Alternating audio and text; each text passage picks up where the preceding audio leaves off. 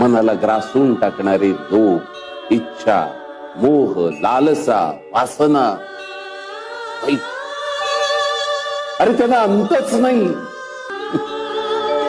क्षणिक सुखासाठी मनात निर्माण झालेली वासना, लालसा माणसाला अनंत अडचणींच्या जंजाळाच्या गर्तेत लोटून देते. सुखी होण्याचा मंत्र सांगतो तो म्हणजे मनातील सर्व दुःख, चिंता आणि भीती सोडून देऊन मन शांत ठेवावं. मनात सतत देवाचं नाव घेऊन त्याचं स्मरण करावं. भक्तीने भरलेल्या हृदयाने देवाला साथ घातल्यावर जन्म मृत्यूच्या चक्रातून सुटण्याचा अनुभव प्राप्त होतो. तेव्हा नामस्मरण महत्वाचे. शिव शंकर शंभो.